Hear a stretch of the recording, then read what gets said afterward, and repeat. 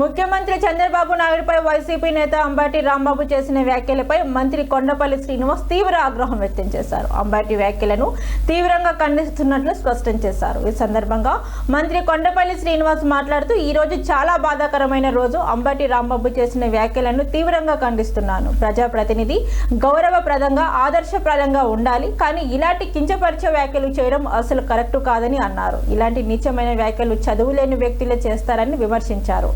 అంబటి రాంబాబు చేసిన వ్యాఖ్యలు భావితరాలకు ఎలాంటి సందేశం ఇస్తాయో సమాధానం చెప్పాలని ప్రశ్నించారు. విమర్శలు చేయడంలో తప్పు లేదని, కానీ విమర్శలు ముసుగులో అనుచిత పోస్టులు వ్యాఖ్యలు చేయడం సమంజసం కాదని అన్నారు. ఓ మహోన్నత వ్యక్తిని కించపరిచే విధంగా వ్యాఖ్యలు చేయడం ఏ సంస్కృతిని ప్రోత్సహిస్తుందో అంబటి రాంబాబు చెప్పాలని డిమాండ్ చేశారు. ఇక వైసీపీ నేతల తీరు, వారు వ్యవహరిస్తున్న విధానాన్ని ప్రజలంతా గమనిస్తున్నారని, ఇది మంచి పద్ధతి కాదని, మంచి పరిణామం కూడా కాదని మంత్రి కొండపల్లి శ్రీనివాస్ వ్యాఖ్యానించారు. అంబటి రాంబాబు చేసిన వ్యాఖ్యలను వెంటనే వెనక్కి తీసుకొని బెషరతుగా క్షమాపణ చెప్పాలని హెచ్చరించారు. లేని పక్షంలో పరిస్థితులు వేరేలా ఉంటాయని స్పష్టం చేశారు.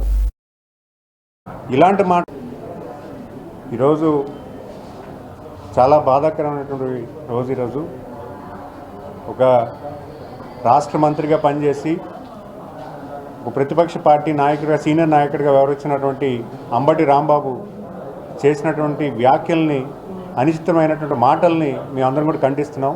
ప్రజలందరూ కూడా ఖండించాల్సిన అవసరం ఉంది. ఇప్పుడు ఈరోజు గౌరవప్రదమైనటువంటి పొజిషన్ నుండి గౌరవ ముఖ్యమంత్రి గారు ఈరోజు రాష్ట్రం కోసం అహర్నిశలు కష్టపడుతున్నారు. 75 సంవత్సరాల నుండి రాష్ట్రంలో ఎప్పుడు కూడా సంక్షోభం ఉన్నటువంటి సమయంలో మన రాష్ట్రాన్ని కాపాడుతూ ఎప్పటికప్పుడు రాష్ట్ర అభివృద్ధి పట్ల యువతకు భవిష్యత్తు ఇచ్చేలాగా పనిచేస్తున్నటువంటి మహానాయకుడిని ఇలాగ అనిశ్చిత వ్యాఖ్యలు చేయడం అనేది ఖచ్చితంగా బాధాకరమైన విషయం.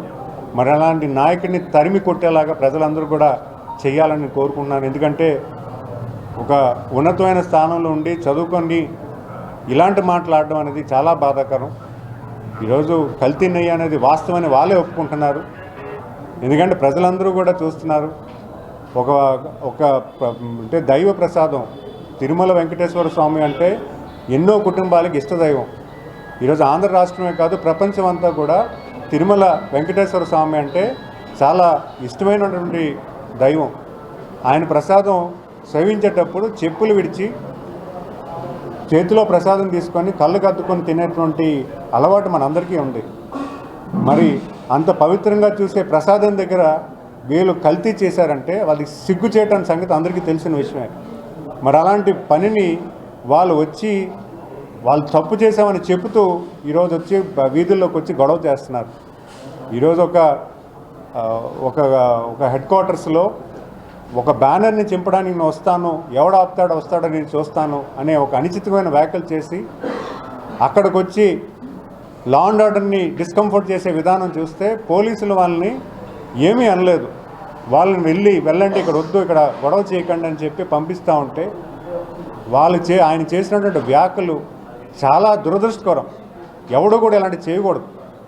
ఈరోజు రాజకీయం చేస్తున్నామంటే 10 మందికి ఆదర్శంగా